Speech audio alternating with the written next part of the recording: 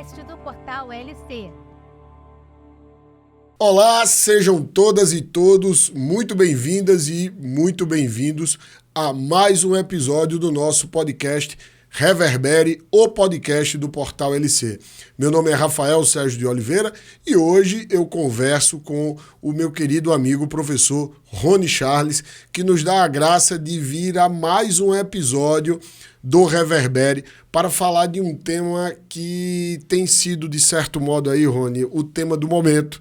Acho que por conta do Contrata Mais Brasil e também porque você resolveu escrever uma tese de doutorado que virou livro sobre esse assunto e tem contribuído muito para esse debate. Meu amigo, obrigado por você ter aceito estar aqui conosco. Eu não vou fazer sua apresentação, sinceramente, porque você dispensa apresentações.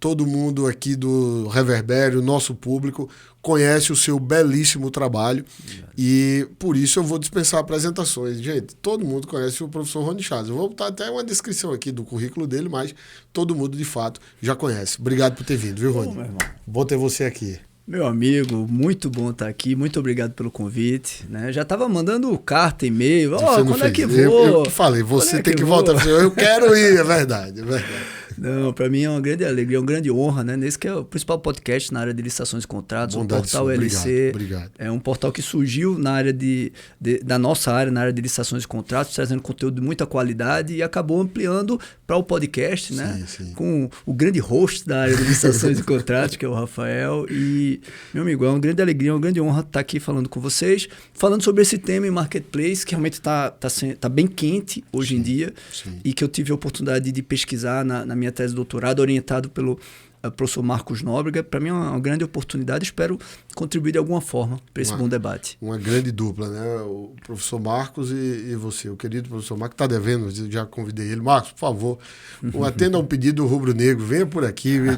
A gente tem tentado achar essa agenda. Rony, eu acho mesmo que esse tema ele é de muito importante para a gente. Acho que, sobretudo, porque a ideia de marketplace, especificamente do electronic marketplace, o e-marketplace, ele muda um pouco, ele amplia a nossa visão do que é licitação, né?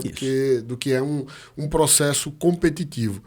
E você tem contribuído muito para esse debate com os textos que você já escreveu e assim como também, especialmente com o seu livro. Eu queria só, antes de começar, gente, dizer a vocês que se você ainda não está inscrito no nosso canal, por favor, se inscreva e ative o sininho, porque nós sempre estamos aqui divulgando conteúdo de excelência em matéria de licitação e contrato. Também convidar você para seguir o professor Rony Charles, que é no Instagram, acho que é a sua principal rede, né, amigo? @Rony Charles, mas tem também o Grupo Centro. Tem o site ronicharles.com.br. Tem também o perfil do Grupo Centro, né? Sim, que é @Grupo Centrum. Grupo Centrum. E temos o seu LinkedIn. LinkedIn também. Rony Charles. Eu só não lembro exatamente se é Rony Charles, mas com Rony Charles dá para achar. Eu acho que é.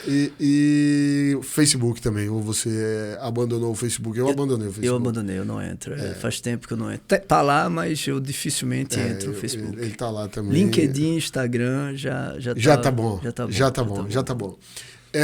Vocês podem seguir o Portal LC, @portal_lec no Instagram e também no Spotify acompanhar o nosso podcast, o Reverbere.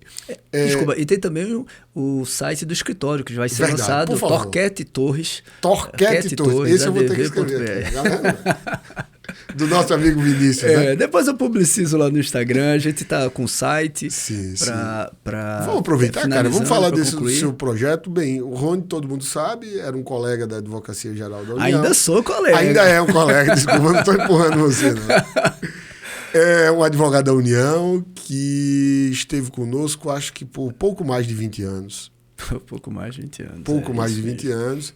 E está licenciado, por isso que ainda é um colega da AGU, para se lançar na advocacia. E aí, Rony? Como está essa vida? Poxa, 20 anos, é isso mesmo, 20 anos. Fazemos 20 anos hoje, a minha turma faz 20 anos hoje. Vai ter até um encontro agora, acho que agosto, setembro. 20 anos, passa rápido, né? É verdade. Amigo, está sendo um projeto muito interessante, né? A gente conversou um pouco no caminho para cá, desafiador, né? Desafiador, mas muito interessante. Nós já, com pouco tempo, eu e Vinícius e a Thaís também temos tido boas alegrias, né? Boas alegrias, excelentes alegrias. É desafiador, mas ao mesmo tempo é inspirador. E iniciar, construir algumas modelagens de regulamentações. A gente está trabalhando com regulamentação para estatal, regulamentação para órgãos da administração em relação à nova lei de licitações, atuando também em outras áreas, né? Não apenas com licitações e contratos, mas em outras áreas. Tem sido muito, muito desafiador, mas ao mesmo tempo empolgante, né? E eu estou muito feliz com essa experiência que a licença tem me permitido, né? E espero que essa alegria e essa empolgação continue se ampliando a cada mês. E vai continuar mesmo. Você Amém. É muito competente, um cara que já demonstrou, aqui veio, já demonstrou aí com o seu trabalho. Tenho certeza que isso vai prosperar cada vez mais. E conto com a torcida do seu amigo aqui. Obrigado, meu amigo. Torquete e Torres Torquete Torres Advogados. Advogados. Então, gente, o site seria esse aí, torqueteetorres.com.br. Então, em breve, você vai divulgar lá nas redes sociais. Sigam o Rony, eu acredito que todo mundo já segue, mas quem ainda não segue, por favor, vá lá conhecer o trabalho do querido amigo Rony Charles. Também não posso deixar de falar daqueles que proporcionam a realização desse podcast. É o Portal LC, mas também é agora a nossa patrocinadora, que é a Licitar Digital. Essa grande plataforma para a realização de licitações e tem, inclusive, a opção de um credenciamento, um marketplace por credenciamento que está sendo implementado em Belo Horizonte. Então, fica aqui a dica para você conhecer a Licitar Digital. Se você é empresário, aconselho que faça a sua assinatura na Licitar Digital, porque assim você vai ter acesso a um amplo mercado de diversos órgãos públicos que fazem suas licitações pela plataforma da Licitar Digital. E se você é um órgão público, especialmente estado ou município, tem a opção de contratar a Licitar Digital, essa grande empresa que garante a realização de licitações em sua plataforma com segurança e com eficiência. Não deixe de conhecer o trabalho da Licitar Digital. Rony, eu vou começar fazendo já uma pergunta o que é Marketplace? Bacana. E deixa eu começar um pouquinho para a gente falar, talvez você fica à vontade. sobre licitação, e eu entro no Marketplace, né? Eu digo isso porque quando você perguntou agora, me veio o insight. Eu comecei a minha palestra hoje, eu estava no evento agora da Com. Eu comecei a minha palestra com essa pergunta e eu costumo usar muito, usando essa pergunta de maneira provocativa em algumas palestras. O que é a licitação? O que é a licitação? E aí eu coloco uma imagem de quase que um labirinto e um cara tentando caminhar por esse labirinto, que foi o que, de certa forma, a licitação se tornou com altos custos transacionais, né? Veja, o nome licitação a gente só começa a usar mais ou menos na década de 40 do século passado. Se a gente volta 100 anos, esse nome nem existia. Sim. A gente tinha as concorrências permanentes, concorrências públicas, que basicamente definia a forma como eu devo conectar a necessidade da administração com o particular que vai atendê-la. Se a administração pública vai resolver o atendimento de sua necessidade internamente, por execução direta, ela não precisa, entre aspas, licitar, buscar o mercado. Ela não precisa fazer uma troca de mercado. Perfeito. Ela não precisa buscar o mercado. Perfeito o que você falou. É interessante que internacionalmente, na língua inglesa, se usa o termo procurement. Que é o que você colocou muito bem, ligar necessidades, ou seja, procurement, que é a ideia de procura pública, aquilo que você procura, que é externalizado, o italiano usa muito isso, externalizazione, você contrata lá fora aquilo que você precisa para suas necessidades internas. Que você não consegue resolver que tem sozinho. Tudo a ver com isso que você falou. Isso. Então, isso que nós começamos a partir da década de 40, chamar de licitação, e que a partir da década de 60, com o Decreto-Lei 267, você hoje é um estudioso, né, trabalha na revisão, nós tivemos a definição de algumas modalidades, critérios objetivos, mais ou menos o formato que se perdurou depois até a 8666, e, de alguma forma, também influenciou a 14.133. Modalidades, critérios objetivos, contratos com prerrogativas extraordinárias. Então, essa modelagem, e aí na década de 60 a gente já chamava de licitação, ela nada mais chame de licitação, seja concorrência, ou concorrência, ou pregão, são mecanismos para ligar essa necessidade da administração ao fornecedor que irá atendê-la. E esse mecanismo, ele basicamente tem duas macrofunções. A primeira macrofunção é evitar ou reduzir o risco de problema de agência, que é a corrupção, é o desvio. Aquele comprador público, ao invés de encontrar o fornecedor e firmar uma contratação para atender o interesse da sociedade, visar interesse próprio ou interesse de terceiros, interesse alheio, que não do principal. Né? Então, primeira macrofunção é tentar reduzir o risco de problema de agência. A segunda macrofunção é reduzir um problema de assimetria de informação. Sim. Então, eu uso esse mecanismo, seja concorrência, pregão, concorrência, seja o diálogo competitivo que for, eu uso esse mecanismo para identificar quem tem condições no mercado de atender a minha necessidade e qual, entre estes que têm condições de atender, quem tem a melhor proposta. Então, a licitação ela é basicamente um mecanismo. O e-marketplace, ele também é um mecanismo.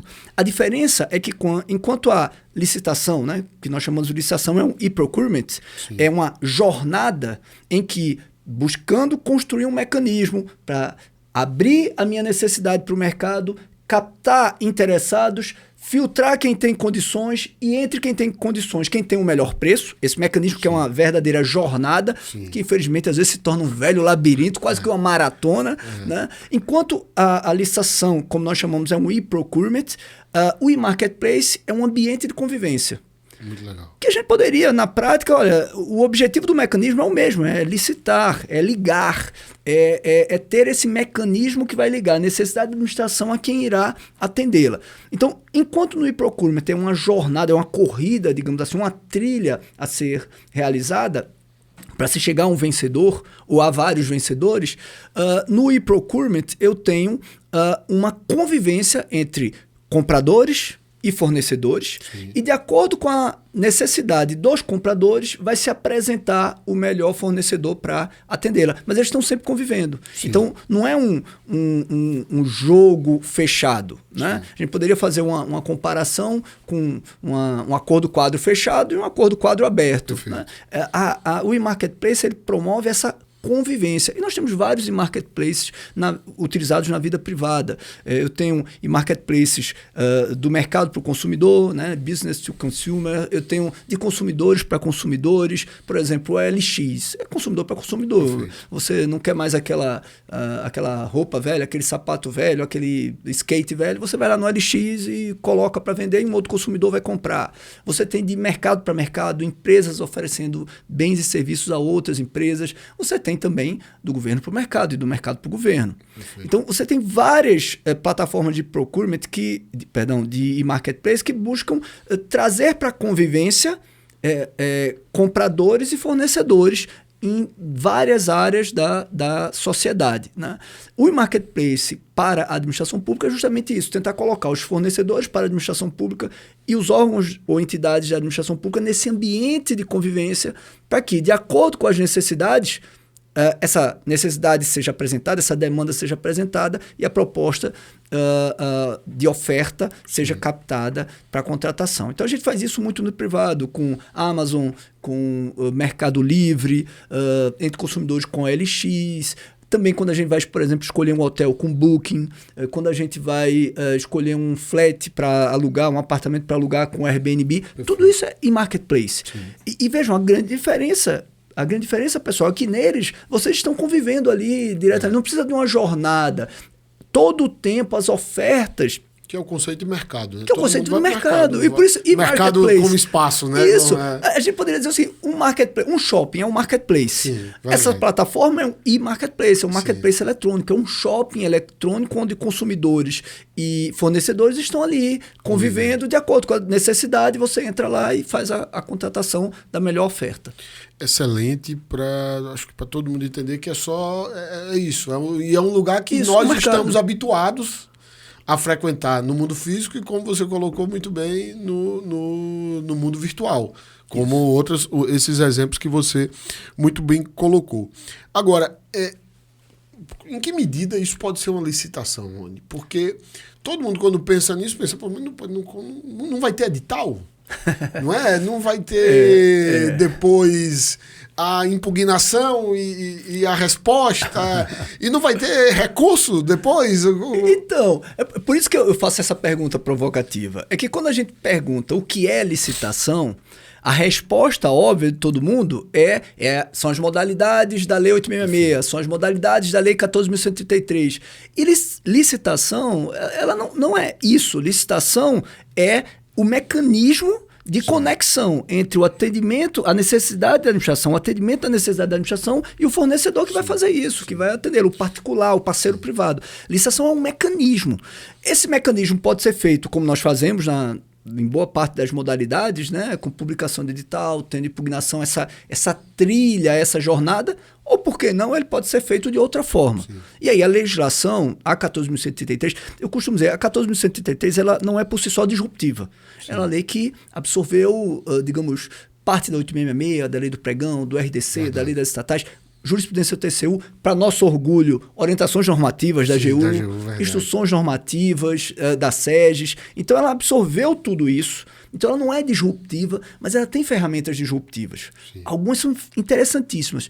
E os procedimentos auxiliares, que são, inclusive, a base e a gente pode falar depois sobre isso, a base, o framework jurídico adotado pelo Contrata Mais Brasil para o seu e-marketplace, os procedimentos auxiliares, eles são ferramentas que têm o potencial de servir a esse mecanismo diferente que é o e-marketplace.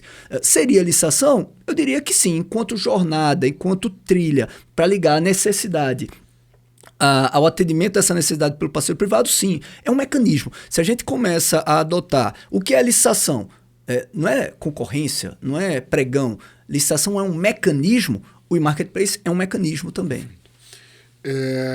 O que seria, e aí a pergunta é um mecanismo que vai envolver competição? Eu conseguiria no e-marketplace envolver competição? Porque eu adoro um amigo português chamado Luiz Verde de Souza, que ele fala que, olha, uma licitação é mais ou menos como um náufrago pedindo socorro.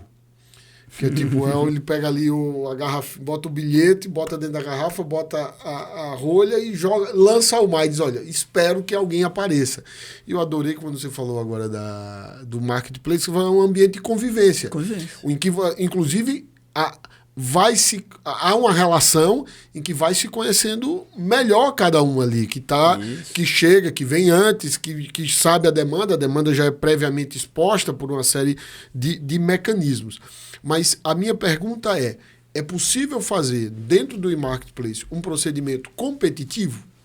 Sim.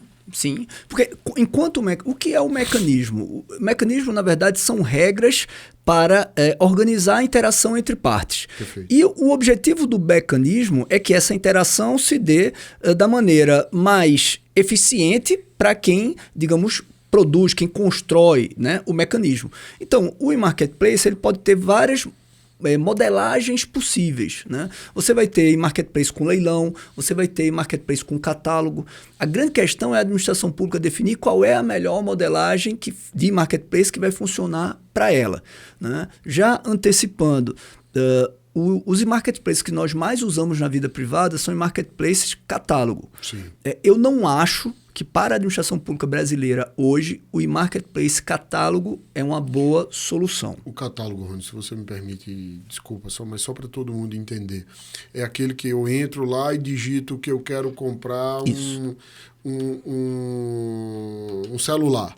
E aí eu coloco lá e vai aparecer todos aqueles que estão vendendo o celular. Isso é o catálogo. Isso, porque no e-marketplace catálogo, o fornecedor, ele, ao entrar no marketplace, ele cadastra os produtos que ele fornece e o preço que ele fornece, de acordo com o catálogo que está sendo definido pela própria plataforma. Então, por exemplo, um determinado produto, por exemplo, o livro do professor Rafael, vai estar lá no Marketplace Catálogo. E dos nossos amigos também. Dos nossos amigos, da Cris Fortini, da grande Cris Fortini, Tati Camarão, né? Você está muito bem acompanhado. Anderson né? Pedra, Cris Estropa. Poxa, isso aqui é só a seleção. Isso aqui está melhor que o Flamengo. São né? 11, viu? E são 11. São 11, são 11 é uma ainda. seleção. Mas o que acontece, né? O que vai acontecer no Marketplace Catálogo? O fornecedor vai lá, cadastra preço, condição do seu produto, outros vendem também aquele mesmo produto, e aí, quando nesse ambiente de convivência entra um consumidor que quer aquele produto e procura esse produto, a plataforma apresenta os fornecedores daquele produto. Isso é um Marketplace Catálogo. Então, todos aqueles que catalogaram aquele produto vão aparecer com o preço informado. Hoje, por conta do algoritmo, o Marketplace, por exemplo, as plataformas, Amazon, Mercado Livre fazem mais que isso. Elas colocam o que você pediu, colocam similares. Indicam assim, ó, quem compra isso também compra aquilo. Você pode gostar também disso. Né? Já avisa, você já comprou isso antes, quer comprar de novo. Ela já vai lhe induzindo. O algoritmo vai tentando lhe induzir a compra. Né? Por quê? Porque essa plataforma é paga por quem? Pelo fornecedor. E por isso, aí vem o problema não necessariamente do catálogo, aí é do catálogo algorítmico, que é alimentado pelo algoritmo. O algoritmo vai ter, digamos, os seus viés, as suas funções, o para que ele vai começar a apresentar a demanda para você, a oferta para você. Por exemplo, muitas vezes você pode, por exemplo, entrar na Amazon, né? Eu não vou falar do Mercado Livre, não, porque eu era um ávido consumidor do Mercado Livre. Você comprou vinho uma vez, até que eu indiquei para você. Comprei vinho, exato. Eu comprava no Mercado Livre. O Mercado Livre começou a patrocinar o Flamengo, aí eu comecei a comprar mesmo. Era assíduo do Mercado Livre. Aí uma vez eu comprei e é um risco, né, da modalidade, do mecanismo, né?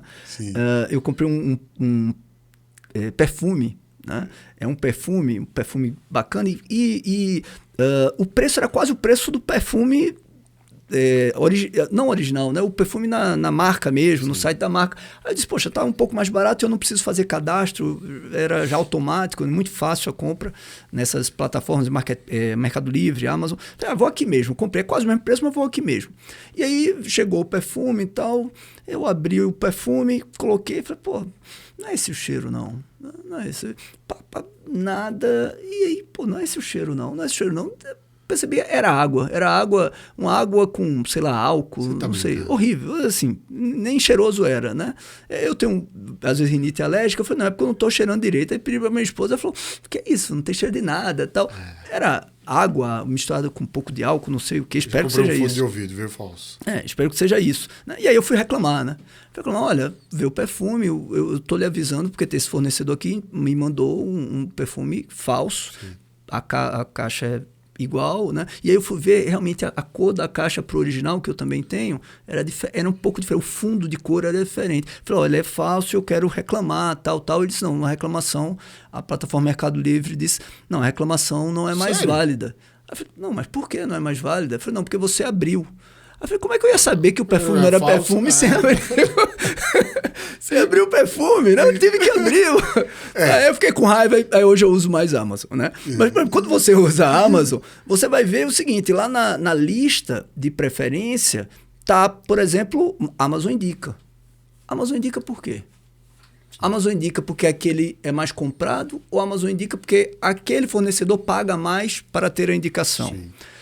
Se eu abrir, perguntando um vinho na Amazon, você abrir, ela vai dar resultados diferentes, porque o algoritmo, ele vai entendendo como você compra, como eu compro, e ele tenta jogar a demanda também pensando nisso.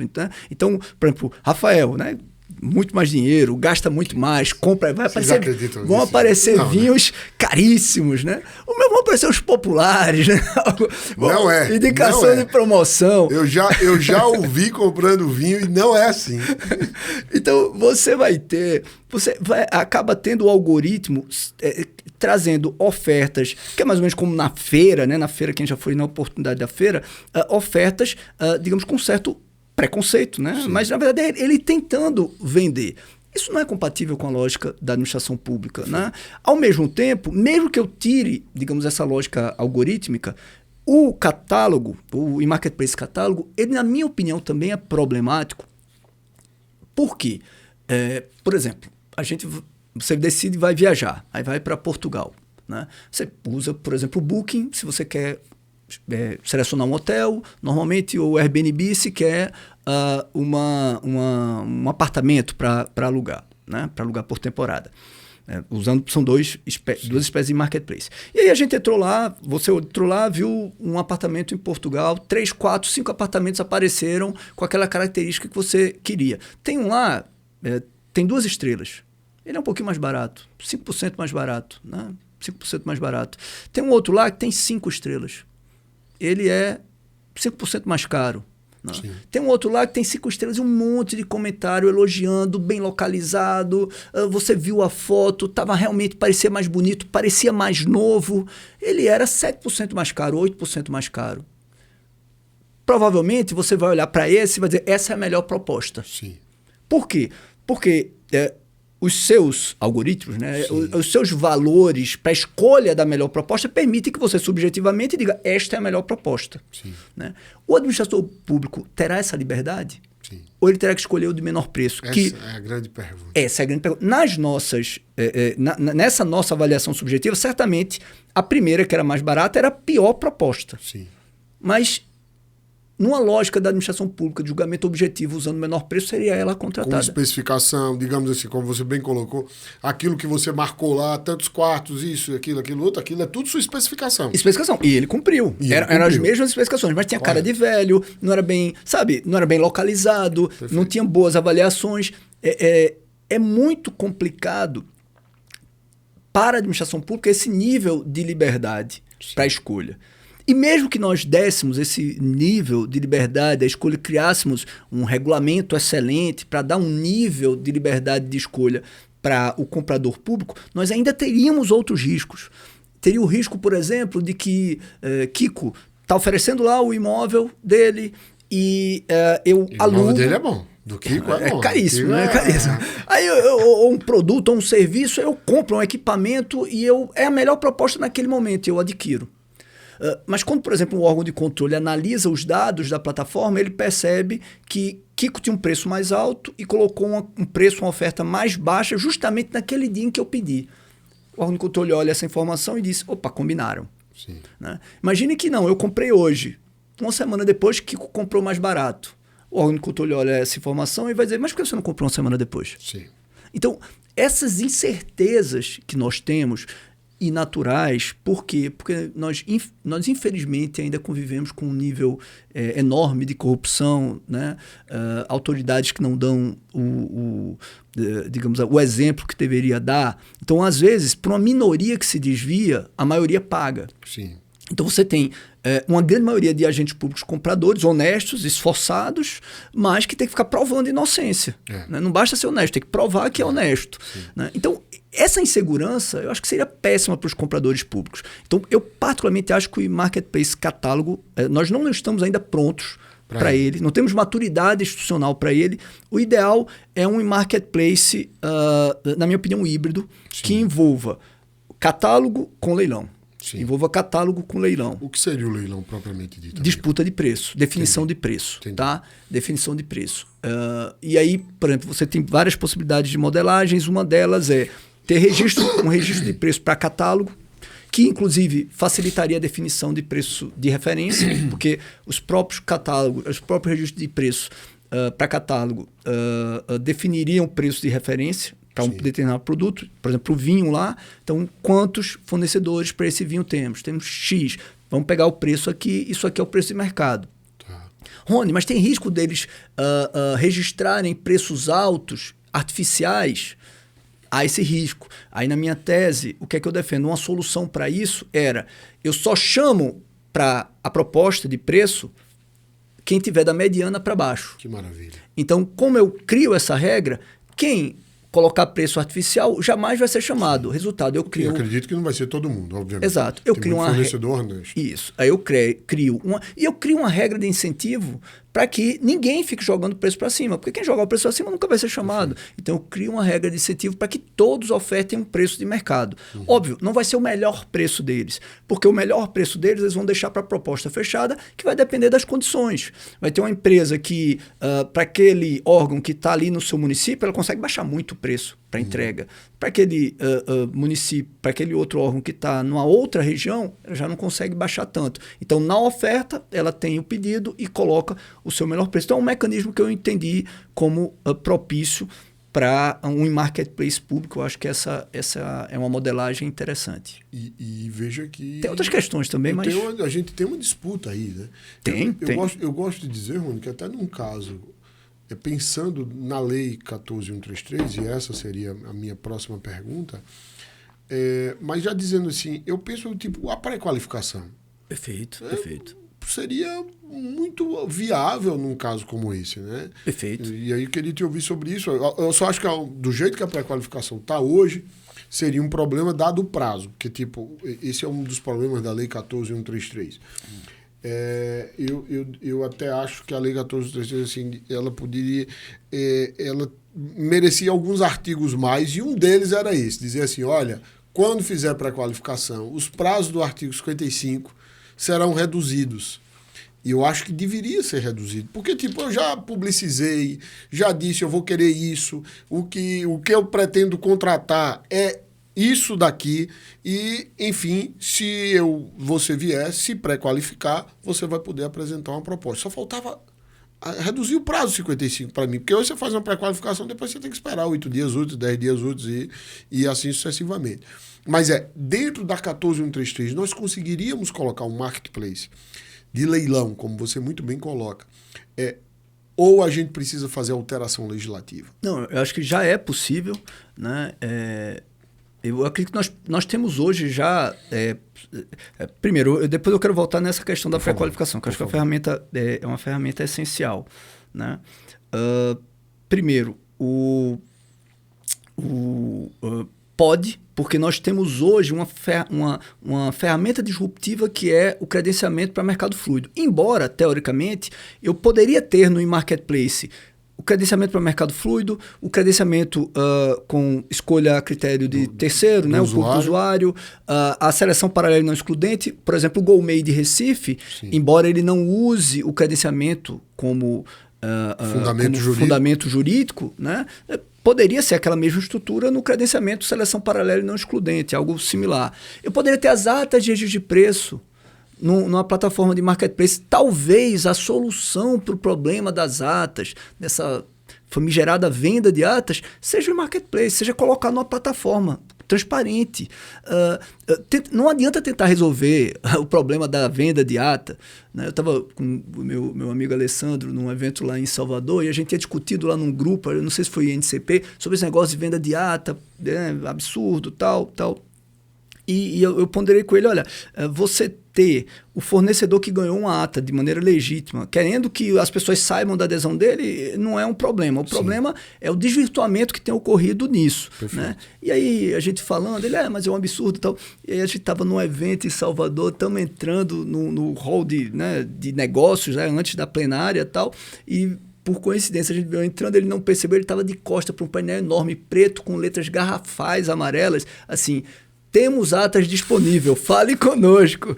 Eu brinquei, ele é de órgão de controle, meu querido amigo Alessandro, ele disse, na tua cozinha aqui, ó. E isso é um absurdo, o uso desvirtuado da venda de ata. Talvez a solução... Mas eu sou da sua opinião, isso vai ter para tudo. E a solução talvez não seja, como alguns dizem, tem que exigir isso, tem que declarar isso, tem que declarar isso. Sim. A solução burocrática. Talvez a solução seja plataforma, transparência. Pega todas as atas e elas têm que estar numa determinada plataforma, num determinado portal, com classificação pelo preço do item. Ora, se eu tenho um bom catálogo, tá tudo como as plataformas de marketplace possuem, e todas vão... O vendedor de ata, ele vai ter dificuldade em vender ata, porque o comprador vai ter que olhar aquela que está mais barata. Sim. Como é que ele vai justificar contratar aquela que tem um preço bem mais caro? Ou seja, sistematizar. Quem quiser aderir à ata, tem que ser lá naquele sistema. É um PNCP só que, tipo assim, para a aquisição, para realizar a aquisição. Isso é um E se a gente for excelente. parar para ver, o que grandes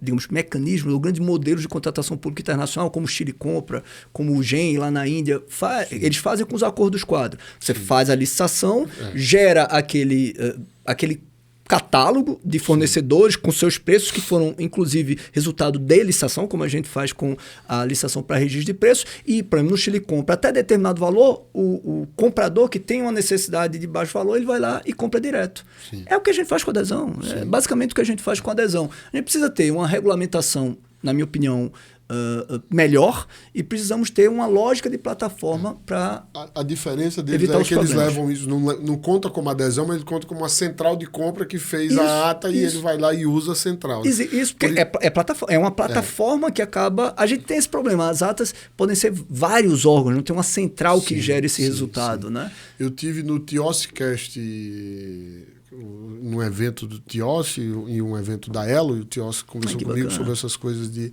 de adesão à ata, e procurem, gente, o podcast do meu querido amigo Tiossi, que é muito bom. E Com certeza. ele conversava comigo, dizia, Tiossi, estou por aqui também. e ele dizia, Rony, que ele me perguntava sobre isso, adesão, o que é que eu achava do mecanismo de adesão. Eu falei, olha, tem muito lugar que não tem adesão. Mas assim, tipo, quando você vai ver, tem outro mecanismo, como você muito bem colocou, que é muito parecido Muito com a parecido. adesão. Isso. Né? O acordo quadro. O acordo quadro, só para colocar todo mundo na mesma página, o acordo quadro, o professor Rony muito bem fala. É um registro de preço que existe, aí o professor Rony diz, existe ele aberto. Uma, entre aspas, licitação, Uma licitação. que gera um resultado Isso. que outros vão poder usar. E que há uma disputa depois, inclusive, entre aqueles que foram previamente selecionados. Há o acordo, que é o que você falava do acordo quadro aberto. Isso. Que é um caso que, tipo, olha, e aí, quem vai querer agora? Qual é o preço que vocês dão? Isso dá margem para um conluio, nossa senhora. Isso é feito aí na Europa, nos Estados Unidos, na Índia e em tantos outros países. Né? O nosso registro de preço, ao menos, você só tem um vencedor. Não tem essa possibilidade depois, né? A não ser que venha o cadastro de reserva, aí você abre a mão para o cadastro, alguma espécie de mecanismo assim.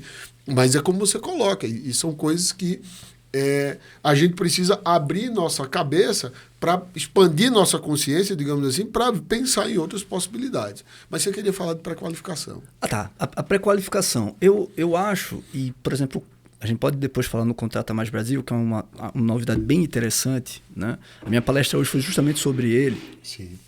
E eu posso ter alguns apontamentos críticos a determinados pontos do Contrata Mais Brasil, que eu acho que podem ou devem ser aprimorados, mas eu aplaudo a tentativa arrojada, a tentativa de inovação, né? Também. Ou a expressão que eu falo para os meus alunos, a soltada depois, soltaram a poita. Isso era, tanto que assim, vamos lá, nos últimos anos, qual instrução normativa foi tão, digamos, teve tanto texto inédito quanto essa IN do Contrata Mais Brasil? Perfeito. A maioria repete o que está na lei, ou no decreto, ou repete a IN anterior, né? Trazendo um detalhe ou outro. E ali não tem coisas, sinceramente, que eu, quando li, falei, puxa, eu queria ter pensado nisso. Sabe aquela, caramba, eu queria ter tido essa ideia, parabéns. Sim. Alguns pontos eu acho que eles precisam repensar na modelagem. Mas uma coisa interessante, o Contrata Mais Brasil deixa bem claro qual é a base dele, qual é o framework jurídico dele. São os procedimentos auxiliares. Muito obrigado. Os primeiros editais é o credenciamento, né? O credenciamento. Mercado fluido. Eles vão caracterizar como mercado fluido. Pode ser também seleção paralela não excludente ou a escolha pelo público usuário. Pode ser também. Né? Mas eles não restringiram apenas ao credenciamento. Então, teoricamente, do jeito que foi feita a IN, eu posso ter a ata de registro de preço também no Contrata Mais Brasil. Uma aba lá, ata de registro de preço, botar todas as atas. Eu posso ter também a pré-qualificação e o registro cadastral. E a minha visão da pré-qualificação e do registro cadastral, ela é um pouco diferente. Eu acredito que a grande funcionalidade deles só vai ser percebida quando eles forem compartilhados. Porque, vamos lá, o registro cadastral na Lei 8666. Registro cadastral na Lei 8666 no início, né? Não é da sua época, você é novinho, né? A gente era novo. Mas a Lei 8666 no início, o registro cadastral era por órgão. Sim. Então você, por exemplo, ia lá, Participar não da é da licitação. minha época, nem é da sua Nem também. da minha, nem da minha. Ia participar da licitação do INSS, você fazia o registro cadastral no INSS. Ia participar da licitação do INCRA, você fazia o registro cadastral no INCRA. Ia participar da licitação do IBAMA, você fazia o registro cadastral no IBAMA. A tomada de preços era isso, inclusive. Isso, porque era tem que ter o cadastro no entregava, que era até uma condição para participar, para, por tomada de exemplo, preço. ser convidado para o convite e participar da tomada de preço. E você ia de órgão em órgão, inclusive nos órgãos federais, estaduais, municipais. Um custo transacional gigantesco. Sim. Né? Aí um dia alguém pega e diz assim, cara, isso é ridículo, a gente tem internet. Eu não sei quem foi esse anônimo, ele deveria ter uma estátua na esplanada. Né? Não tem internet, não precisa disso. A partir do momento que o INSS recebeu esses documentos, compartilha com todo mundo. SICAF. Não teria pregão eletrônico sem SICAF. Sim. Né? Muda, transformou uma mudança de mentalidade com compartilhamento. Registro de preços, o registro de preços, no início da Lei 866, era para compras. Sim. E a ideia, o foco do registro de preço, o objetivo do registro de preço era para compras apenas, para resolver o problema de almoxarifado, de depósito, a contratação just time, né, como o professor Cine Bittencourt muito fala nas suas obras. Com o decreto 3931, ele, talvez inspirado nos acordos quadro fechado, ele passa a ser um instrumento, a ata de registro de preço, um instrumento compartilhado, que vale não apenas para o cara que está licitando, o gerenciador, mas vale para os participantes que integraram a licitação com ele e para os não participantes. O compartilhamento do procedimento. Outra grande sacada. Esse compartilhamento... Quem é esse anônimo? Você sabe? Não sei, infelizmente esse não sei. Também não sei. Devia descobrir. Deveria saber quem criou a ideia do SICAF, né? Então, o do SICAF e desse inciso que você falou, usar o registro de preço quando é para atender mais de um órgão. Do decreto 3931, né? Esse realmente eu não sei, mas eu já ouvi falar no passado que se fizer o DNA, tem Jacobi, não é? Eu ouvi falar que o professor Jacobi, na época, participou dos debates, trouxe ideias, mas eu nunca perguntei isso a ele. Né? Vamos perguntar isso a ele. Pergunte a ele. Professor Jacobi, fica esse questionamento aqui. Vou fazer um corte até para publicar e mandar para ele. Uma vez eu brinquei com ele assim, ninguém sabe quem foi a ideia, mas se mandar pro programa do Ratinho, parece que é do Jacobi. Não, mas grande professor Jacobi, grande amigo, né? Um dos ícones da área. Um abraço, professor. Um abraço, meu querido Nosso amigo. respeito pro senhor. Total. E, então, uma ideia genial. Veja, o potencial do registro cadastral e do sistema de registro de preço se expandiu de maneira absurda com o compartilhamento. Aí vamos pensar na pré-qualificação permanente. A lei, olha como a lei tem coisas interessantes que a gente só precisa ver com outros olhos. A lei diz que eu posso restringir a participação nas licitações ao cadastrado, registro cadastral. Ao registro cadastral. Sim. Registro cadastral envolve praticamente tudo de habilitação. Todos os documentos de habilitação estáticos estão lá no registro cadastral. A lei diz que eu posso fazer pré-qualificação e restringir as licitações aos pré-qualificados. Sim. A pré-qualificação envolve os requisitos de habilitação não estáticos, né, relativos, que é a habilitação técnica, que depende sempre do objeto, e aquilo que a gente costuma resolver na licitação com análise de amostra. Né? Então, pré-qualificação subjetiva, habilitação técnica, pré-qualificação objetiva.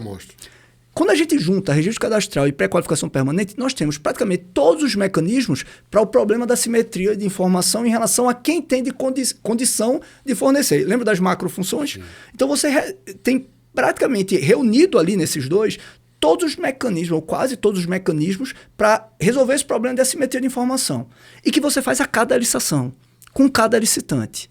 Então, vamos imaginar... Ao invés de fazer isso, licitações para a saúde, quantos órgãos públicos compram materiais hospitalares por ano no Brasil? Milhares. Milhares de licitações. Vamos imaginar que cada milhar de licitação dessa tenha pelo menos 10 licitantes. Dezenas de milhares de análises dessa documentação. Então vamos pegar isso e vamos transformar. O Ministério da Saúde faz uma pré-qualificação permanente desse tipo de material e compartilha para todo mundo. Órgão federal, quem usar recurso federal, está aqui a pré-qualificação, a licitação tem que ser restrita, a contratação tem que ser restrita aos pré-qualificados. A esses produtos que eu já fiz a análise, essa avaliação de amostra. E é um passo à frente em relação ao registro cadastral, porque eu já analisei e já tenho. Esse produto atende. Esse produto atende. Esse produto atende. Essa empresa aqui tem os requisitos de habilitação. Então, quer dizer, é só coleta de preço, praticamente. É só coleta, exatamente. O ideal são os dois, porque o registro cadastral trabalha com todos os requisitos de habilitação estáticos. Perfeito. A pré-qualificação vai ser habilitação técnica e análise de amostra, no caso de pré-qualificação objetiva, análise de amostra ou prova de conceito. Mas o fato é que os mecanismos que eu tenho para reduzir a simetria de informação em relação a quem tem condição ou o produto que serve, eu já tenho aqui. Se eu faço isso de maneira concentrada e compartilha, é como você falou, é só disputa de preço. Nossas licitações vão acabar em uma semana, sabe? Depois da publicação do edital, vão acabar em uma semana. Correto. Baixa incidência de recurso. E a gente, com isso, a gente consegue ter um bom marketplace. Possivelmente a briga vai ficar no momento da pré-qualificação. A briga de se tem habilitação ou não. Se não tem e tal... Você vai resolver ali. Ali e acabou. Você vai resolver ali no procedimento permanente. Que veja, ao invés de fazer milhares de vezes, como eu faço uma vez, o Ministério da Saúde tem como investir numa equipe, dar ferramentas para fazer uma avaliação qualificada dos produtos. Sim. Né? Qualificada dos produtos. Só precisava reduzir esse prazo de 55, porque se você fez tudo isso, já anunciou o que é que eu quero... Então, não tem para quê. Sim. Não tem para quê. Sim. Mas repito, olha, o maior, realmente poderia reduzir, mas sinceramente isso não seria o prejuízo. Sabe por quê, Rafa? Sabe por quê? Porque assim, o maior tempo não é nem aquela espera para a sessão. Sim. Hoje, a gente tem coisas que estão acontecendo nas licitações e os órgãos de controle precisam olhar. Os órgãos de regulamentação precisam enxergar isso. Por exemplo, é muito comum, licitação, por exemplo, serviço terceirizado, né? O pessoal está contratando o 14º, 13º colocado. Correto. Licitações de compras estão contratando o 7º, 8º. O que está acontecendo nesse ambiente aqui? Sim. A verdade é que a gente encheu a plataforma pública de aventureiros. E infelizmente, nessas jornadas de licitação, e que você perde meses com a licitação, 9 meses para licitar. Sabe? Não é nem o prazo da proposta, é o tempo de análise, de avaliação, não tem documento, volta, prazo de recurso. Todo esse tempo, essa caminhada, tem um custo transacional enorme, gigantesco. Sim. E o pior, usando dados lá de um trabalho feito pela equipe do Andriu, nosso amigo Andriu, lá de Jaboatão, com percentual altíssimo de licitação deserta, licitação fracassada. Então você investe, às vezes, quase R$100 mil numa licitação e metade dos itens desertos ou fracassados. Não faz sentido. Não faz sentido. E dos que são contratados, um bocado você não chega no final dos 12 meses de fornecimento, porque a empresa abandona, se não discutir preço. Então a gente precisa melhorar o nosso mecanismo e, na minha opinião, uma das mudanças precisam ser nessa entrada, uma barreira de entrada, né? O GovBR, por exemplo, gratuito, eu acho que é um erro, na minha opinião, é um erro de política. Tá? Que deveria ser pago exatamente para Ele deveria ser pago, porque não faz sentido o fornecedor ter o uso da plataforma gratuito e aí ele começa a abusar, né? Aqui na economia eles chamam de tragédia dos comuns. Ele começa a abusar no uso desse serviço que é público, que é gratuito, usar a plataforma. Aí ele tem 10, o aventureiro tem 10 PJs lá. Tá? Tem 10 PJs. E ele paga a mesma coisa... Que é o doidinho que você se É o doidinho, é o doidinho. Ele paga a mesma coisa, por exemplo, que aquela pessoa que nunca participou de licitação. Sabe, o gari da rua paga pelo GovBR a mesma coisa que o cara que tem 10 PJs Sim. ali. Sim. Isso é uma boa política? Não. Sabe, eu não acho que isso é uma boa política. Sabe que na Europa, você tem acesso a todos os serviços, mas... o semi-gratuito, você paga. A universidade pública é paga. O serviço de saúde é pago, né? Até para dar uma consciência, que é isso que eu acredito que você está se referindo. Uma consciência ao cidadão pelo uso e quer usar, você tem que pagar. Vai te custar alguma coisa aí, porque a gente, às vezes, embora pague o imposto, não associa diretamente a isso. E aí usa indevidamente. Há um abuso no uso, né? O Friedman tem uma frase icônica, né? Não há almoço grátis, né? Sim, não existe almoço grátis. E não existe almoço grátis, não existe gratuito. O governo ele cobra tributos, cobra muito tributo. O Brasil tem uma carga tributária altíssima. E isso, muitas vezes, em determinadas atividades, ela se torna injusta socialmente porque você cobra de quem não é beneficiado diretamente por isso. Sim. E às vezes a melhor alocação, como por exemplo ocorre em concessões, é colocar para o usuário do serviço o custeio. O custeio dele. Isso naturalmente, né? Não diria naturalmente, mas acaba às vezes reduzindo impostos. Claro que o Brasil a gente tem uma situação um pouco complicada quanto a isso, mas... Sim. Rony, eu teria aqui algumas perguntas, mas eu acho que você já foi ao longo aí, já respondendo tantas delas, e eu acho que a gente já entendeu que, tipo assim, eu posso ter um marketplace no qual eu faço uma licitação com disputa, ou seja, preencho o requisito constitucional. E que hoje eu posso fazer até com a lei do jeito que ela está. Eu até acho que a gente poderia melhorar. Mas sim, eu concordo com você que dá para fazer do jeito que ela está. Tem até essa questão da pré-qualificação, concordo com você que esse prazo não é tanto. Mas, olha, o que eu quero dizer é que tipo, eu posso fazer como eu faço com a dispensa eletrônica, 3 dias úteis. Sim. Se a lei disser lá amanhã, reduzir o prazo, acabou. E é só coleta de preço. E acabou a disputa, já era. A última pergunta que eu tenho é, e a fase preparatória? Como é que seria essa tal? Porque, poxa, mano, não vai ter ATP, não vai ter TR, pesquisa de preço. Eu acho que o e-marketplace ele não combina com, digamos, porque nós tivemos um excesso, não sou contra ETP, mapa de risco, pelo contrário, são ferramentas, são artefatos extremamente funcionais. Sim. Tá? E quando eles são funcionais, eles são estratégicos para o agente público, importantes para o agente público.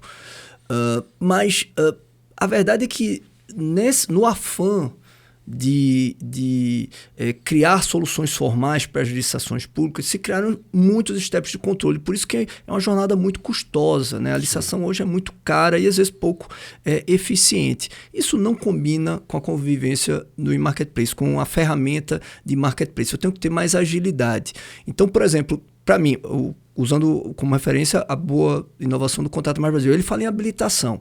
Tem até um motivo pelo qual eles usam a habilitação, porque tem que ser pelo órgão comprador, não daria para resolver isso no órgão que gerencia o Contrato Mais Brasil, né? Sim. Porque eles decidiram fazer um Contrato Mais Brasil já aberto para todo mundo. Talvez, na minha opinião, tenha sido um erro de estratégia, né? Era melhor um sandbox mais restrito no início. Sim. Então, sendo mais aberto, era complicado ter essa análise com uma pré-qualificação permanente pelo órgão central. Perfeito. Então, deixou para o comprador. Já cria um gargalo.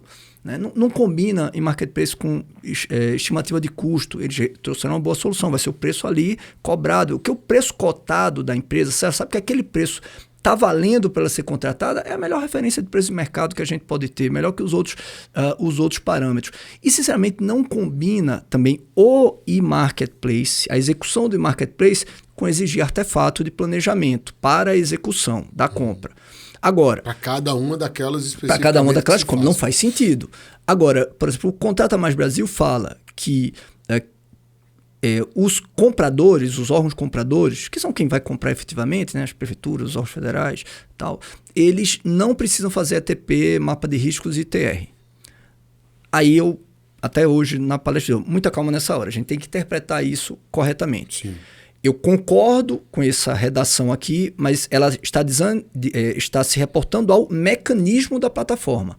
Mas eu terei que ter, posso até chamar outros nomes, mas eu terei que ter sim documentos com essas funcionalidades, ou sobretudo o ETP, com a funcionalidade do ETP, antes do ingresso na plataforma. Perfeito. Ou seja, vamos aqui em brainstorm aqui, tentar criar um rito para uma regulamentação. Ora, o órgão toda vez ano não faz o PCA, ele define as demandas, define possíveis pretensões contratuais que ele terá no próximo ano. Essa é a grande função do PCA. Definiu as pretensões contratuais, ele vai avaliar. Tem determinadas pretensões contratuais, eu já ouvi falar muito, vai acabar com o pregão em marketplace. Não vai acabar. Mesmo que ele vire um outro mecanismo possível para todos os contratos, não vai acabar. Porque para determinadas demandas, quando eu tenho, por exemplo, grande potencial de escala, quando eu tenho complexidade, quando eu preciso de uma relação contínua, a licitação, o e-procurement ainda é a melhor solução. Sim. Ainda é a melhor solução. Sim. Basta ver que na vida privada, você não contrata quem vai construir a sua casa por marketplace. Perfeito. Né? Você não vai lá no OLX e pega alguém que vai... um projeto... para fazer a reforma da sua casa. Você não vai. Então, veja que existem pretensões contratuais que o e-marketplace não é o melhor mecanismo. Existem pretensões contratuais que o e-procurement é o melhor mecanismo. Eu gosto muito do e-marketplace para bens comuns. Sim. Então, bens padronizados. Serviços também básicos, né? Para Dá pra chegar lá. serviços, às vezes até o mesmo serviço eu vou ter o e-procurement como um melhor modelo e às vezes o e-marketplace como melhor modelo. Porque, por exemplo, fazer a reforma, né? Lá, a pintura, consertar lá um aparelho. Poxa, como é que eu vou definir se aquele cara vai fazer o serviço bem feito? Às vezes, a necessidade de aferição de qualidade que eu precisaria exige a jornada para a escolha da melhor proposta. O marketplace não é o melhor mecanismo. Mas, voltando aqui ao... Só para dizer uma coisa, para fechar isso que você falando. Algumas coisas vão demandar um processo de contratação simples. Outras vão demandar um processo de contratação complexo. A jornada. Porque a jornada é o melhor mecanismo para o cumprimento das macrofunções de não apenas evitar o problema de agência, mas resolver o problema de assimetria de informação. Eu acho essa sua afirmação muito importante, porque muitas vezes a gente acha que pode simplificar tudo. E às vezes não. Às vezes não dá. Não. Se você for simplificar uma obra, o resultado vai ser péssimo, muito pior do que realizá-la por licitação. Isso é uma escolha do fornecedor para uma obra. Na regra do Banco Mundial, no regulamento do Banco Mundial, tem um princípio que eles chamam que é adequação ao propósito. Então, é um catálogo imenso de procedimentos e lá tem adequação ao propósito, o fit for purpose. Ou seja, isso é uma das coisas que a gente deveria pensar. E eu acho que a 1433 até traz isso. Você colocou isso muito bem aqui, inclusive, quando falou que, olha, a gente precisa ver cada coisa expandindo a consciência e usar esses instrumentos com as possibilidades que ele nos proporciona. Perfeito, porque cada um e cada modelagem possível, e a Lei 14.103 ela é fantástica, que ela permite várias combinações, ela se torna um mecanismo diferente. Correto. E aí eu vou definir o mecanismo, repito, o que é o mecanismo? São regras para, digamos, regular a interação entre as partes. E qual é o grande objetivo do mecanismo? É que o resultado seja o melhor, o mais eficiente, o mais adequado possível para quem define o mecanismo. Então, não é a administração que define o mecanismo, sim, ela tem que escolher o melhor mecanismo para o propósito, para atender a sua necessidade. Então, voltando a esse brainstorm aqui, eu vou ter o PCA. O PCA vai apresentar algumas pretensões que eu vou olhar, olha, pela escala, pela complexidade, isso aqui vai para e-procurement, vai para licitação. Outras demandas, poxa, isso aqui acho que cabe para e marketplace. Na hora que eu vou ter o início do processo para a contratação dessas demandas, o meu ETP vai fazer essa avaliação, porque o PCA não faz essa avaliação. O meu ETP vai dizer, tem várias soluções, porque o ETP ele foi pensado para as soluções exógenas, as soluções de mercado. Mas eu sempre defendo para os meus alunos que ele pode servir também para as soluções endógenas. Quais são os mecanismos que eu vou usar? Por exemplo, numa licitação, eu vou usar remuneração variável, qual é o modo de disputa? Ele pode servir para isso. Eu posso definir qual é o mecanismo, vou usar credenciamento, vai ser o e-marketplace, credenciamento para mercado fluido, e aí eu vou começar a ter uma fase preparatória prévia à entrada nessas plataformas para compra de, por exemplo, material de escritório, ou medicamento. Óbvio que esse planejamento aqui, ele pode, às vezes, ser, digamos, superado por uma decisão hierárquica, né? Imagine aí, o governo federal define, olha, a partir de agora, compra de tudo isso aqui, eu quero que seja feita pela plataforma. Sim. Então, vai haver, obviamente, uma adesão. Você exigir aqui ETP, é só o proforma, né? Não, tem que fazer o ETP. Tá, você vai fazer... Aí, eu vou lá para a plataforma. Ninguém vai fazer. A nível federal, eu não duvido nada. Tem que ter ETP. Cara, mas tá dito, é a regra. Com o recurso federal vai ter que usar essa plataforma. Então, não faz tanto sentido você usar o artefato simplesmente para ele constar no processo. Eu acho que vai ter sim planejamento e provavelmente com os artefatos para que eu chegue à decisão de entrar na plataforma. Entrou na plataforma para compra para o atendimento dessas necessidades, essas pretensões contratuais, aí para isso do mecanismo não, eu tenho que simplificar. A ideia é que ele sirva justamente para essas compras mais simples, né? E você também coloca outra coisa, que assim como a gente falou do procedimento de contratação, até os artefatos também vão devem ficar condicionados à adequação para um caso ou outro. Que é o que você coloca. Tem casos que eu não vou precisar aqui. Eu acho que o ETP aqui não vai ser necessário. A gente até está começando essa discussão, sobretudo no caso da adesão à ata de registro de preço. Acho que você tem acompanhado. Eu uso o termo de referência. Eu tenho que fazer um novo termo de referência se eu estou aderindo ao termo de referência que já foi feito para aquela contratação, quando eu estou aderindo a uma ata. Né? O ETP também tem tido essa discussão. E eu acho que nós vamos caminhar por aí quando a gente chegar no... Tem um debate interessante, né? O que é que precisa, se é o ETP ou é o TR, né? Já vi opinião para todo lado. Eu também. É curioso, a gente está amadurecendo ainda, tem que dar um tempo. Né? Quando eu analiso e vejo boa parte, por exemplo, dos ETPs, né? Às vezes até no PCA mesmo, já tem até o objeto que quer. Exatamente. Né? Então, se o ETP já está dizendo o objeto, não é bem a função dele. A definição do objeto era para o TR, era do TR. Eu penso que, talvez, para a adesão à ata, o TR, definindo o objeto, para que eu cumpra aquilo que eu chamo de limite lógico, assim, a coincidência, fique clara a coincidência entre o que está na ata e o que atende à minha necessidade, o objeto que eu preciso, talvez o TR seja até mais importante. Né? Mas já tem normatização que está falando que é o ETP que tem que ter, não precisa ter TR, porque você simplesmente adere ao TR que foi usado. E que, de certo modo, faz uma lógica também. Faz sentido, eu vou estudar o que existe no mercado e o que é a minha necessidade. E talvez a solução seja... eu vou aderir àquela ata. Agora, perceba que funcionalmente, quando eu faço isso e seja o ETP faz a missão do TR. Sim. Porque o ETP define o objeto. Exatamente. Quando o ETP diz o que é que vai atender a minha necessidade, é o que está naquela... Ele definiu o objeto.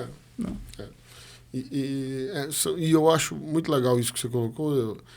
Até quando eu conversei com o Tiossi me fez algumas perguntas, eu falei, Tiossi, tem uma coisa que eu vou te falar. Tem coisa que eu não me levo tão a sério. Até porque, às vezes, eu tenho uma opinião, aí eu escuto você falar, eu escuto o professor Rony falar, eu falei, peraí, pensam diferente de mim. Se pensam diferente de mim, tem alguma razão ali. E eu tenho visto muito isso nessas discussões, como você bem coloca.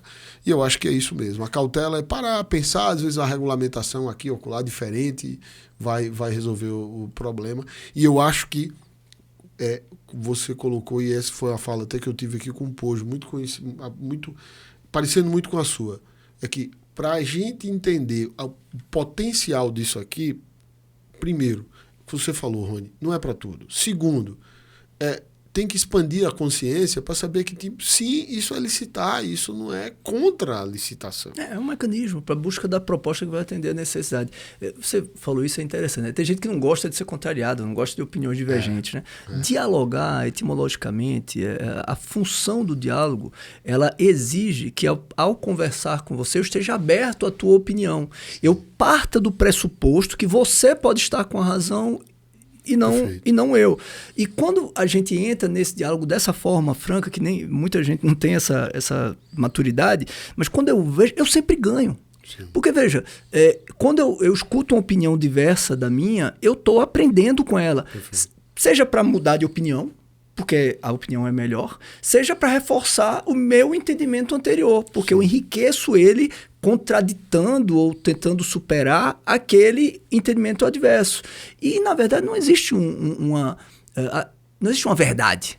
O que existe são opiniões que vão ser colocadas no ambiente de debate e, às vezes por precisão técnica, mas às vezes por pragmatismo vai ser uma e não a outra. Então, quando a gente se coloca no debate de maneira correta, que é essa permeável ao argumento do outro, a gente sempre ganha, a gente sempre aprende, a gente sempre cresce. Né? É assim que eu tento. Que eu tento me colocar nos debates. Gosto muito de ouvir opiniões divergentes. E você faz muito bem, viu, irmão? Obrigado. E outra coisa é que, quem ganhou muito hoje fui eu, e essa audiência maravilhosa, com toda essa sua explanação, que você sempre traz aí outras visões. Eu conheço você muito bem, sei o quanto você se dedica a construir novos entendimentos, sempre buscando soluções boas para a administração pública. Parabéns. Meu amigo, obrigado. Isso aí que você falou, você faz muito bem. Sempre muito aberto a ouvir e a colocar seu ponto de vista, respeitando aquele que, inclusive, está eventualmente tendo outro entendimento diferente do seu. Parabéns, irmão. Parabéns pelo seu trabalho. Obrigado, meu irmão. É assim que nós temos que ser, é assim que nós crescemos, é justamente quando ouvimos e aprendemos com o outro. A gente estava conversando isso hoje com o professor Paulo, com o professor Paulo Reis, que é do amigo Paulo Reis, nosso amigo Paulo Reis, também com o professor Hamilton Bonato, né? Acho que a grande vantagem de ser professor, né, é porque a gente aprende mais do que ensina, né? Como na frase célebre de Cora Coralina, né? Acho que isso é a grande dádiva de ser professor, né? Quando a gente se abre para ouvir do aluno, para ouvir as experiências, as perguntas, as ponderações, a gente mais aprende do que ensina. Tudo que vem de lá é laboratório e inclusive os entendimentos diversos são laboratórios para a gente mudar de opinião, reforçar nossa opinião ou aprender mais. Tanta gente fera que a gente dá aula, que a gente fala, que vem faz pergunta pra gente. Professor, aí eu respondo, professor, e se fosse assim, assim? Isso. Caramba, não tinha pensado, é verdade, você tem razão. Isso, porque é um público muito qualificado. Muito. Eu acho que você já deu uma mensagem muito bonita de final, mas claro, fique à vontade, se você quiser se despedir dessa turma que nos dá o prazer da audiência e agora, com certeza, muito maior, porque tive aqui com o professor Rony Charles. Que é isso, amigo. Uma honra para mim estar nesse ambiente aqui. Tantos nomes tão relevantes passaram aqui, né? O professor Marçal, Justin Filho, passou por aqui. O professor Jacobi Fernandes passou por aqui. Anderson Pedra, Vitor Amorim. Vitor Amorim. Poxa vida. Tati Camarão. Trouxe a Cris Fortini aqui. Trouxe a Cris. Eu já tô para brigar com ela, cara. Toda vez, mas é agenda. Poxa, Cris. É agenda. Ela vai vir. Ela tá é sensacional. Então, tá sentado na cadeira que essas figuras ilustres que eu tanto admiro, amigos queridos que tanto admiro, sentaram, para mim é uma grande honra, ao lado de um outro grande amigo que tanto admiro, a honra maior ainda. Então, espero que a gente tenha trocado algumas ideias. Tem muito realmente a se discutir ainda sobre a modelagem correta de marketplace. Eu não sei se eu cheguei a falar, a gente conversa e vai passando, a gente não programou tanto, mas eu acho que é possível hoje, nos procedimentos auxiliares, o framework jurídico dos procedimentos auxiliares, tanto para a administração que usa 14.133, como também para as estatais, e nas estatais também na aplicação do 28, parágrafo 3º, que trata da não observância das regras licitatórias. Essa, inclusive, foi a minha tese de doutorado. Sim. Foi a aplicação do marketplace, no caso do inciso 1 do parágrafo 3º do 28, do artigo 28 da lei das estatais. Porque é uma ferramenta, é um mecanismo muito mais eficiente para elas em algumas situações, né? O inciso 2 já não caberia, que é a parceria por oportunidade de negócio, que é um negócio tão complicado que não tem condição. Ele não vai ser, provavelmente ele não vai ser um bom mecanismo. Sim. Provavelmente, se alguém trouxer olha, mais uma aqui cabe, ótimo, eu vou ser permeável, dizer, poxa, bacana, eu discordava, mas talvez você me convenceu, sim, ok. Sim. Mas eu acredito que o inciso 1 seria mais compatível, porque, como você bem falou, a parceria estratégica ela envolve uma seleção mais complexa, sim, que o mecanismo correto provavelmente não será o marketplace. Perfeito. Obrigado, Rony. Valeu, amigo. Obrigado pela sua audiência, né? Pela audiência da turma que está assistindo aí. Pessoal, coloquem lá os comentários o que vocês acharam desse nosso bate-papo. Parabéns a vocês que estão assistindo aqui o podcast do Portal e crescendo, né? E aprendendo cada vez mais. Obrigado, Rony. Como o Rony falou, já pediu aqui para deixar um comentário, também deixe sua curtida e compartilhe, porque fazendo isso, vocês estão fazendo com que o conhecimento sobre contratação pública reverbere, e essa é a nossa ideia com esse podcast. Sempre nos esforçamos para prestigiar essa audiência maravilhosa, com grandes nomes da contratação pública, como o Rony colocou aqui. Eu, graças a Deus, tenho a graça de ter grandes amigos que sempre atendem ao nosso convite e estão aqui conosco. Rony, mais uma vez, obrigado. Obrigado a você pela sua audiência e nos espere com mais um episódio do nosso podcast Reverbere, o podcast do Portal LC. Claro, por favor. Só 2 minutinhos. Que você falou agora, eu lembrei, rápido, claro, Rafa, rápido, Kiko. Por favor. Foi algo até que eu comentei hoje no evento, na palestra, na verdade no talk show, sobre, a pergunta era mais ou menos o que é que você, a dica para as pessoas, né? Eu vi tanta gente lá, centenas de pessoas buscando aprimoramento, buscando aperfeiçoamento, né? E a pergunta era qual a dica para a pessoa sempre buscar melhorar, buscar aprender mais. Quando meu filho tinha menos de um ano,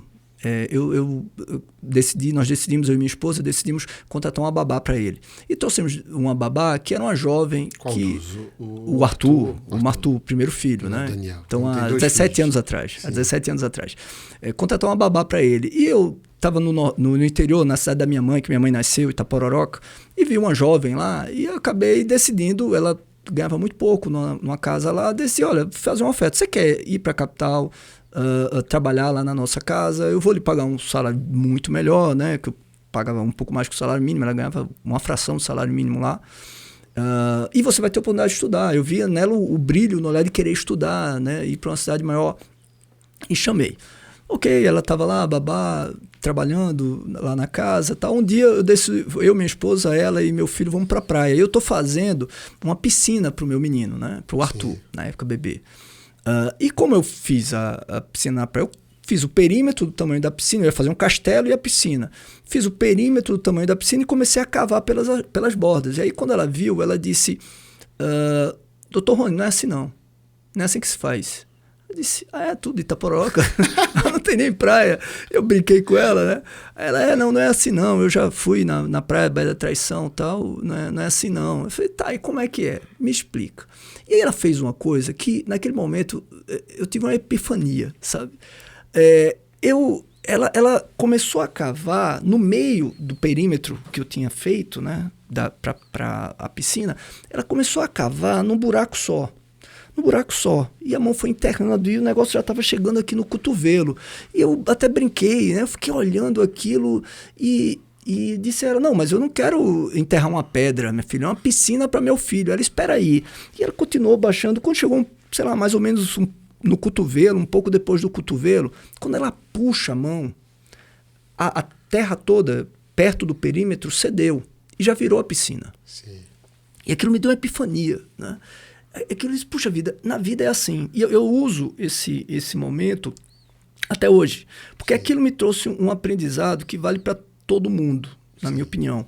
Se você cavar fundo, buscando ser o melhor possível nas suas atividades, seja como familiar, como parente, como pai, seja como profissional na área de licitações, como pregoeiro, como fiscal, como agente de publicidade, de comunicação. Se você vai cavando e vai buscando ser o melhor, cara, as oportunidades vão abrir para você. Elas vão aparecer, que sabe? legal, Coisas boas vão aparecer para você. E hoje a gente vive num mundo digital que está o tempo todo tirando você disso, está fazendo você sempre ir pela beirada, né? É Instagram, botando um monte de lixo na tua cabeça, às vezes. E você tem a oportunidade, e ao invés de ficar vendo um monte de porcaria, sabe? Polêmica, política, umas coisas que só te tiram do foco, dos teus focos.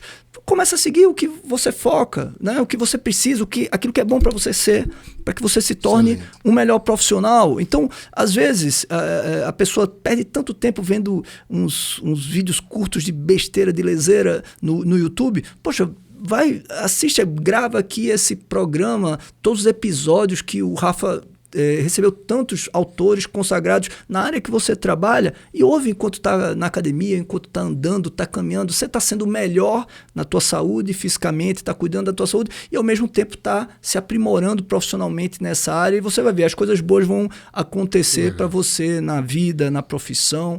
Eu acho que isso me gerou um momento de epifania, e eu acabei falando hoje no evento, eu lembrei de falar agora. Eu agradeço demais você ter pedido para dizer só uma coisinha e você falou uma coisa muito importante. Gostei demais. Que é isso mesmo. Quando a gente se dedica, que a gente vai fundo, os caminhos se abrem. Se abrem, obrigado. Verdade. E obrigado pela referência. Eu digo mesmo de vocês irem até o perfil do professor Rony Charles, especialmente no Instagram, no site dele, ronicharles.com.br, porque lá também tem conhecimento de muita qualidade. Ali é cavar fundo. Obrigado, viu, Rony? Valeu, meu amigo. Valeu Muito mesmo. obrigado. Gente, depois dessa, só até a próxima. Até mais.